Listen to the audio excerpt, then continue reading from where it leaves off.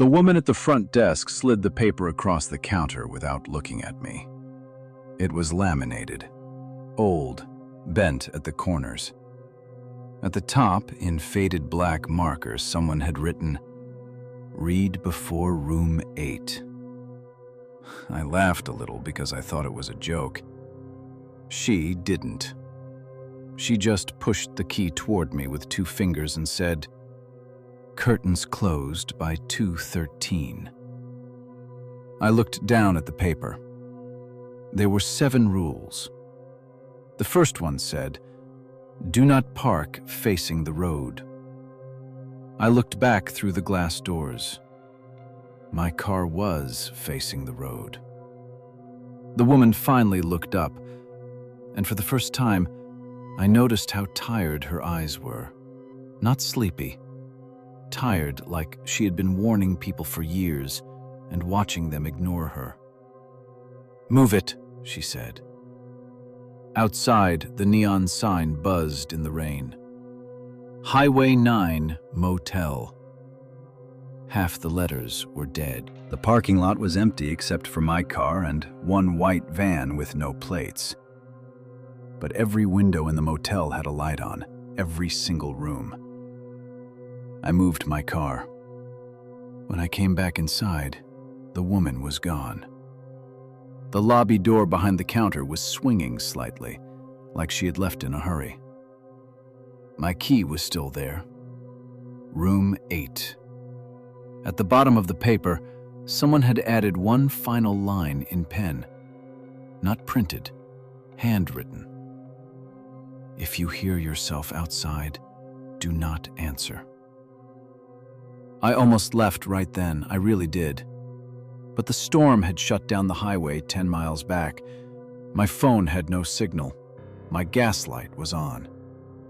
And I kept telling myself the same stupid thing people always tell themselves before something terrible happens. It's just one night.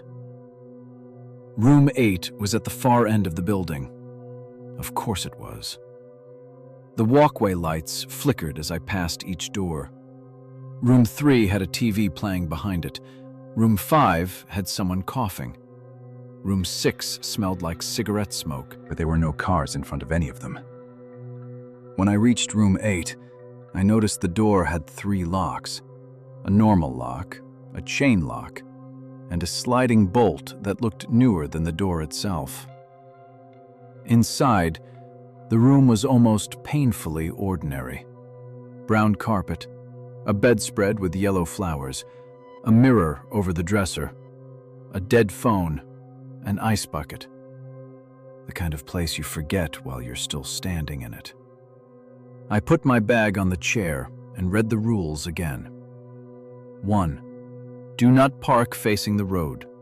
Keep the curtains closed after 2:13 a.m. If the ice machine turns on by itself, lock the bathroom door. Do not answer knocks from room 9. There is no room 9. If the TV turns to static, lower the volume. Do not turn it off. Do not acknowledge guests standing by the vending machine. If someone calls your name from outside, wait until they call it wrong. I stared at Rule 4. There was no room 9. I walked back outside. Room 8 was the last door. After it, there was only a brick wall and the vending machine under a broken awning. No room 9. I laughed again, quieter this time. Then something knocked on the wall beside my room. 3 slow taps. Not from outside, from the other side of the brick. I went back in and locked all 3 locks. At 1:40 a.m., I was still awake. The rain had gotten worse. It came down so hard it sounded like handfuls of gravel hitting the windows. The TV was on, but the picture kept bending sideways. An old black and white sitcom played with no laugh track. Every few minutes, the actors would stop talking and just stare toward the camera. I kept checking the curtains. Closed. Still closed. At 2:09, the ice machine outside made a clicking sound. I sat up. Click, click, click. Then it turned on. No hum, no mechanical rattle, just ice dropping into the tray. One cube, then another, then another. Slowly, deliberately, like someone was feeding it by hand. I remembered Rule 3. I walked to the bathroom and locked the door from the outside. That was when I noticed something under the sink. Scratches, deep ones, all along the inside of the bathroom door. Not on the outside, on the inside. Like someone had locked themselves in there and tried to get out. At 2:13 exactly, the room went quiet. The rain stopped. The TV stopped crackling. Even the little buzz from the lamp disappeared. It was the kind of silence that makes you hear your own blood moving. Then someone knocked on my door. 2 soft knocks. I didn't move. A woman's voice came from outside. "Sir?" It was the front desk woman. "Sir, I need you to open the door." I held the paper in both hands. There was no rule about the front desk. "Please," she said. "You're in the wrong room." My mouth went dry. Behind her, far away in the parking lot, I heard another voice, also hers, much quieter. "Do not open that door." The woman outside laughed, not loudly, just enough. "Don't listen to her," she said. Then she leaned closer to the door. I could hear her breathing through the gap. She never made it past room 8. The TV turned to static. It was so loud I almost shouted. I grabbed the remote and lowered the volume 1 click at a time. Not off, never off. Through the static, I heard something else, a voice buried underneath. "Mine," whispering from the TV speaker. "Open the curtains." I backed away. The knocking moved, not to the window, not to the bathroom, to the wall, the brick wall. 3 taps, then 3 more. Then a voice from the other side said, "Room 9 needs towels." I stood there in the middle of the room, holding the remote like it could protect me. Then the dead phone rang. Once, twice, 3 times. I picked it up before I could think.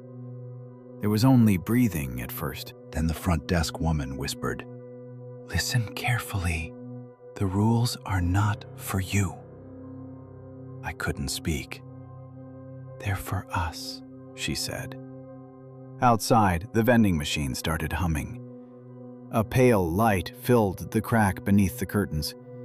Then I heard footsteps gathering outside. Not one person, several. Slow, wet, barefoot.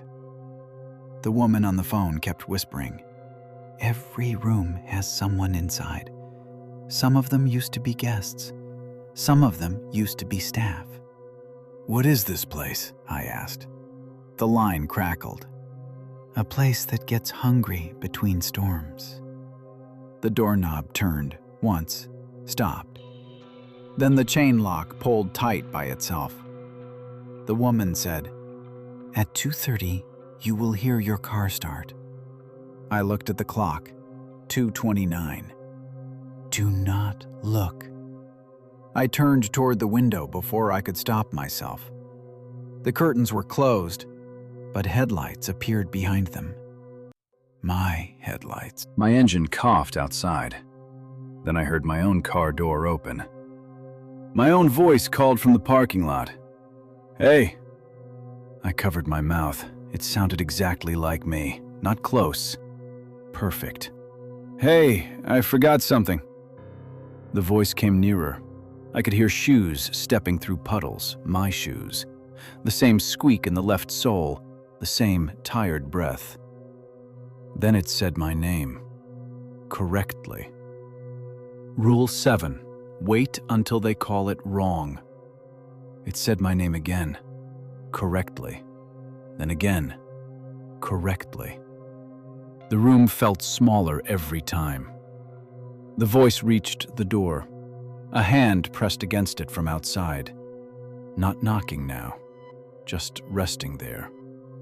Then it said my name one more time, but wrong, one letter off. I exhaled so hard my knees almost gave out. From the phone, the woman whispered, "Now answer." I froze. "That's not what the rule says," I whispered. The line went silent.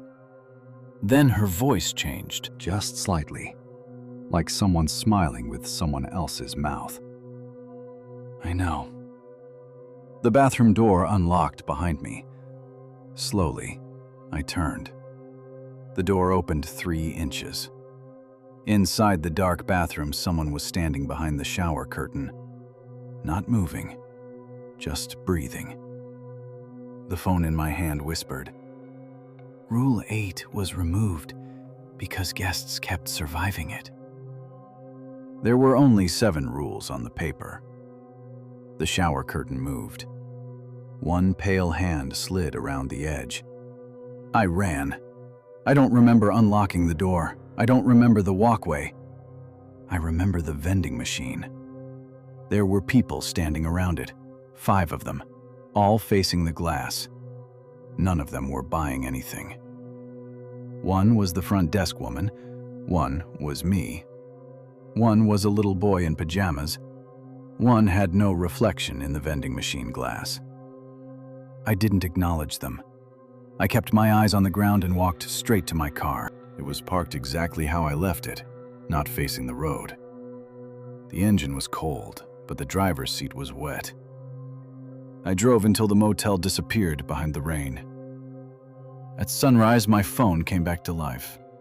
I pulled into a gas station 20 miles away and finally looked at the passenger seat.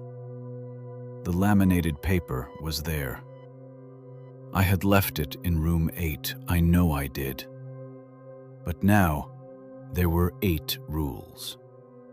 The last one was written in fresh black marker, still wet. 8. If you leave before checkout, something will leave with you. Then the radio turned on by itself. Static. A woman's voice came through, soft, tired, familiar. "Front desk," she said. "Will you be needing room 9 tonight?" The girl behind the counter wouldn't touch my credit card. She just stared at it sitting on the desk between us, like it belonged to someone dead. Then she slid a laminated paper toward me. Same yellow edges, same bent corners, same black marker. I recognized it immediately. My stomach dropped, because I'd burned mine 3 weeks earlier. I watched it curl into ash inside a gas station sink, somewhere outside Amarillo. But this was the same paper, same stains, same crease through the middle. At the top, guest rules. The receptionist finally spoke. "You've stayed with us before, haven't you?" I said no too quickly. Her eyes narrowed slightly. Outside, thunder rolled over the highway. The motel sign buzzed red through the rain. Highway 9 Motel. Only now there were even fewer letters working. Just HWY 9 MTL. Like the place itself was fading. "I need a room," I said. The girl hesitated, then checked something beneath the desk, a printed list. Her expression changed immediately. Fear. Not for herself, for me. "You already have one," she whispered. cold moved through my chest. What? She slowly lifted a key onto the counter. Room 8. Same brass tag, same scratches. I took a step back. That's impossible. The receptionist looked genuinely confused. You checked in 3 nights ago. No, I didn't. You never checked out. The lobby lights flickered. The girl immediately looked toward the hallway behind the desk, like she heard something moving back there. Then she leaned toward me and whispered, "What do you remember after leaving here?" I opened my mouth. Nothing came out. Because suddenly, I couldn't remember. Not clearly. I remembered driving through rain, a gas station. Static on the radio. But after that, blank spaces. Whole missing days. The receptionist noticed my face change. "Oh, God," she whispered. Then the motel phone rang. 1 ring, 2 rings. She stared at it. The 3rd ring started. Neither of us moved. The ringing stopped by itself. Somewhere outside, an engine started. The receptionist closed her eyes. "No," she whispered. From the parking lot came the sound of a car door opening, then footsteps, slow, wet, approaching the lobby. The girl shoved the laminated rules into my hands. "Read Rule 8 before he gets here." My pulse spiked. There had only been 7 rules before. My eyes dropped down the page. Keep your curtains closed after 2:13 a.m. Never answer knocks from room 9. If the TV turns to static, lower the volume immediately. Ignore anyone standing near the vending machine. If someone calls your name outside, wait until they say it wrong. Do not open the bathroom door if you hear breathing inside. Checkout is at 3:13 a.m. Then the final line. Fresh ink, still glossy. 8. If you return after checking out, you are not the guest anymore. 3 knocks hit the lobby door. Not loud, controlled, confident. The receptionist looked like she was about to cry. "He came back. Wrong," she whispered. The man outside the glass looked exactly like me. Exactly. Same jacket, same haircut, same small scar beneath the chin, even the exhausted expression. He smiled slightly when he saw me. Not normal smiling, delayed smiling, like he watched me do it first. The receptionist backed away from the lobby entrance. "You can't let him inside." The other me knocked again, then spoke through the glass. "Forgot my key." Perfect voice, perfect tone, perfect breathing. I stared at him, frozen. Then noticed something horrifying. Rain was falling through him. Not on him. Through him. Like the storm couldn't fully touch whatever he was. The receptionist grabbed my arm hard. "He doesn't know you remember yet." "What is that?" "You after checkout." The lights flickered again. For 1 second, the version of me outside changed. Not physically. Wrong emotionally. Its face lost all expression. Empty, watching, predatory. Then the normal smile returned. "I'm getting cold out here," it said. Behind it, shapes slowly emerged from the darkness of the parking lot. Guests, standing motionless between the cars. One near the vending machine, one beside room 6, one directly outside room 8. All completely still, all facing the lobby. The receptionist whispered, "They wait for storms because the road disappears." What does that mean?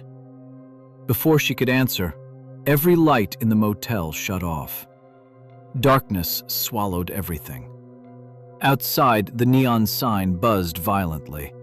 Red light flashed through the windows. On, off, off, off. Each flash showed the thing outside standing closer to the door. Without moving between flashes, just closer every time. Then the emergency generator kicked in. Dim yellow lights returned. The thing wearing my face was gone. The receptionist immediately locked the lobby door, all 3 locks. Her hands shook badly. "How long have I been gone?" I asked. She stared at me carefully. "You really don't know?" The TV behind the counter suddenly burst into static. Rule 3. She grabbed the remote instantly and lowered the volume. Underneath the static, voices, dozens of them, whispering simultaneously. Then one voice became clear. "Mine. Room 8, it whispered. The hallway lights outside flickered alive one by one, leading toward the rooms. Like something inviting us. The receptionist looked terrified now. "You checked out at 3:13. "What happens at 3:13? Nobody answered immediately. Then something knocked beneath the lobby floor. Not the door, underneath us. 3 slow knocks. The receptionist stepped backward immediately. "It learns your voice after checkout." Another knock beneath the floorboards. Closer now. It starts small. Phone calls, reflections, voices outside windows. Then eventually, she looked toward the dark hallway. It comes back. The vending machine lights outside suddenly shut off. Every guest in the parking lot turned toward the lobby at the exact same time.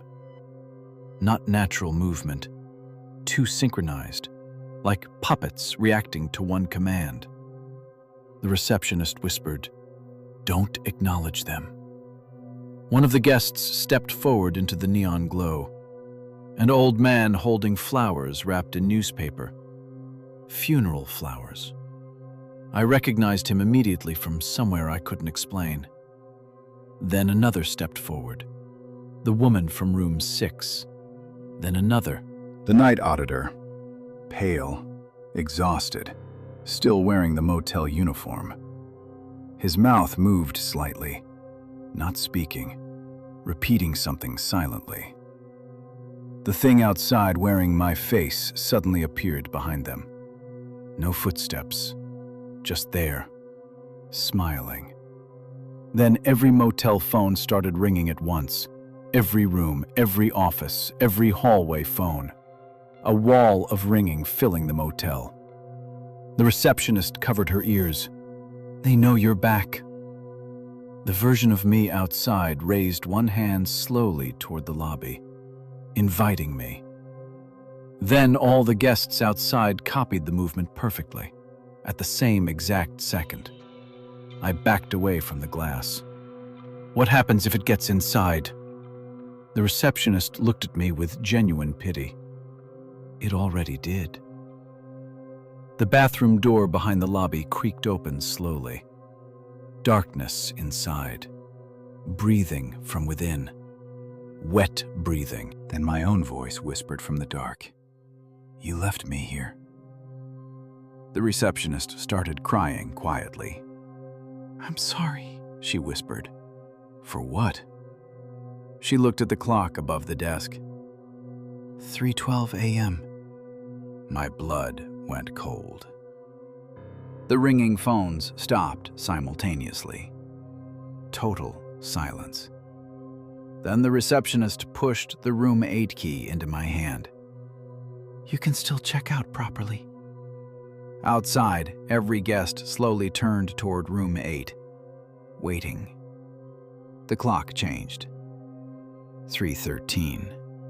Immediately, every motel door opened at once, all down the walkway. Bang, bang, bang. dark rooms exposed beneath flickering lights. Empty rooms. Except room 8. Its door slowly opened inward by itself. Warm yellow light spilling across the rain. Inside the lobby, my reflection in the glass suddenly smiled before I did. Then it whispered, "Too late." And somewhere deep inside the motel, someone answered from room 9. The knocking started at 3:13 exactly. Not on the door, inside the walls. Slow, rhythmic, traveling through the motel like something searching room by room. I was still standing in the lobby when the first scream came from outside. Short, cut off instantly. Then silence again. The receptionist closed her eyes like she'd heard it too many times before. "They opened a door," she whispered. The hallway lights flickered overhead, one by one, leading toward room 8. Outside, rain flooded the parking lot beneath the dying neon sign. Every motel room stood open now, except one. At the far end of the walkway, room 9. A door that hadn't existed before. Black paint, no number, no window, just a thin line of yellow light beneath it. My pulse started hammering immediately.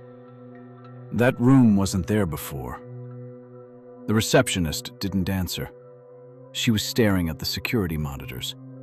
All cameras showed empty hallways, except camera 4. Camera 4 showed me, standing in the lobby, smiling. But I wasn't smiling. The version on the monitor slowly raised one hand and pointed toward room 9. The receptionist unplugged the monitor instantly. The screen died.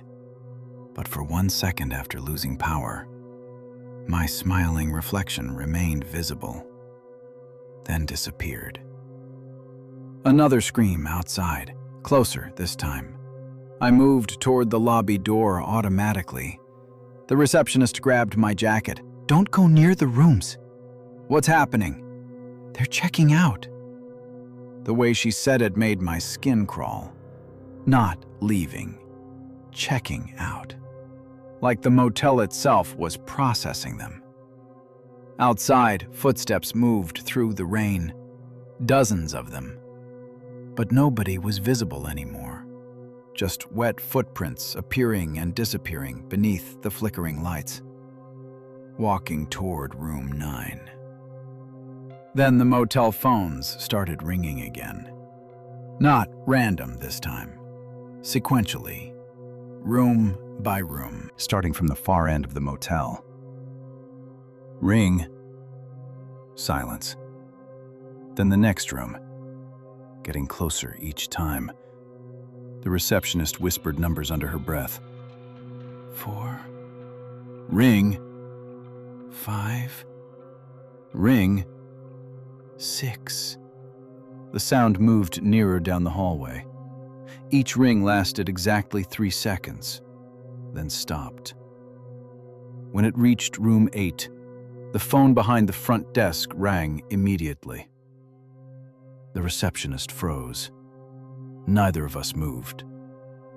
The phone rang again, then a third time. She slowly answered. For several seconds, she only listened. Then all color drained from her face. "No," she whispered. Her eyes moved toward me. "He says you never left." Static swallowed the line. Then my own voice came through the receiver, perfectly clear. "You forgot something in room 9. The phone died. Outside, the neon sign finally gave out. Darkness covered the parking lot. Only the motel walkway lights remained, weak yellow pools stretching through the rain. Then one of the lights shut off. Pop. The darkness moved closer. Another light died. then another. Like something was traveling toward the lobby, swallowing light as it came. The receptionist backed away immediately. "You need to hide." "What is this place?" She looked at the laminated rules still clutched in my hand. "Years ago, there was an accident on Highway 9 during a storm." Another light outside burst, closer now. A bus flipped off the road. Most of the passengers disappeared before police arrived. Pop. Another light died. The motel was built 6 months later. Something knocked on the lobby glass. 3 slow taps. Both of us turned. A little boy stood outside in soaked pajamas, maybe 8 years old, pale, motionless. I recognized him immediately from the parking lot earlier. The boy raised one hand slowly, then pointed toward room 9. The receptionist started shaking her head immediately. "No, no, no!" The boy opened his mouth, and my voice came out. "They're waiting." The lights outside burst all at once. Darkness swallowed the motel completely. For 3 seconds, we saw nothing. Then the emergency generator kicked back in. Dim red backup lights flooded the lobby. The boy outside was gone. But wet footprints now covered the lobby floor, leading inward from the front door. The receptionist stared at them in horror. "He got inside." A door somewhere deep in the motel slammed shut violently. Then another, then another. One by one, room doors closing down the hallway, moving closer. Bang, bang, bang. Like something checking rooms, looking for someone. The receptionist grabbed the master keys from beneath the desk. "If it finds you before sunrise, you stay here." "Stay how?" She didn't answer. That terrified me more than anything else. The hallway slam came closer. Room 6. Bang. Room 7. Bang. Then silence. Room 8. The door outside creaked open slowly by itself. Warm yellow light spilled across the wet concrete. The receptionist whispered, "It wants you back in the room." From inside room 8 came the sound of a television turning on. Static crackled softly through the rain. Then voices beneath it, whispering, repeating my name, correctly, then incorrectly, then correctly again. The receptionist shoved the keys into my hand. "If it says your name wrong, run." The TV static inside room 8 suddenly stopped. Silence. Then footsteps emerged from inside the room. Slow, wet, not rushing. Confident. A figure appeared in the doorway. Me. But older somehow. Paler. Eyes sunken and exhausted. Like something wearing years that hadn't happened yet. It smiled when it saw me. "You left me here too long." Its voice sounded layered, multiple versions speaking slightly out of sync. Behind it, more shapes slowly appeared inside room 8. Guests, the night auditor, the woman from room 6, the old man with funeral flowers, all standing motionless in the dark, watching. The thing wearing my face stepped onto the walkway. Rain passed through parts of it now, unstable, like it was still forming. "You checked out wrong," it whispered. The receptionist backed away toward the office. "It's almost sunrise," she whispered to me. But the thing smiled wider. "No," it said softly. Then it pointed upward. I looked automatically. The sky above the motel was completely black. No sunrise, no clouds, nothing. Just endless darkness above the storm. The receptionist looked shattered. That's impossible. The thing tilted its head. You crossed the exit already. Every motel room door suddenly opened again, simultaneously. Inside every room stood another guest, silent figures watching the walkway. Some human, some almost human, some visibly unfinished, faces slightly wrong, movements delayed, all staring at me. Then every single guest whispered together, "Room 9." The black door at the end of the motel slowly creaked open. Warm golden light poured from inside. Not darkness, not horror. Light. Comforting light. I could smell coffee, warm sheets, rain on pavement. Home. And somewhere inside, my mother's voice. "Come inside." My chest tightened painfully. The receptionist grabbed my arm desperately. "That's not your mother." But tears were already running down my face, because it sounded exactly like her. Not imitation. Her. The thing beside room 8 smiled gently. It only uses voices that want you back. The motel guests began slowly walking toward room 9 together, barefoot through the rain, calm, peaceful, like sleepwalkers. The old man carried his flowers. The little boy held someone's hand. The night auditor walked with his eyes closed, all disappearing into the golden light beyond the black doorway. And the longer I stared into room 9, the harder it became to remember why I was afraid. The receptionist was crying openly now. "You still have one chance." She pointed toward the highway beyond the parking lot. For the first time all night, I could see the road again, faintly visible through the storm. An exit. The thing wearing my face stopped smiling. "Don't," it whispered. For the first time, it sounded afraid. The motel around us began trembling violently. The walls groaned. The lights flickered wildly. Guests froze mid-step toward room 9. The receptionist screamed, "Now!"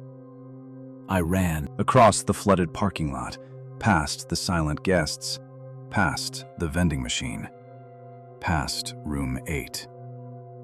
The thing behind me screamed my name, correctly, then incorrectly, then in voices that weren't mine. The storm became deafening. The motel lights exploded behind me one by one. I reached my car, threw myself inside, and drove straight toward the highway without looking back. In the rearview mirror, Highway 9 Motel was gone. No neon sign, no building, nothing, just rain.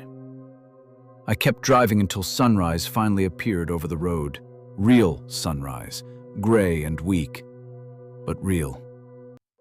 At a gas station 2 hours later, I finally checked my phone. One new voicemail, no caller ID. Timestamp 3:13 a.m. Hands shaking, I played it. Static filled the speaker for several seconds. Then the receptionist whispered, "You forgot Rule 9. Silence. Then, far away on the recording, a motel phone rang, and my own voice answered it.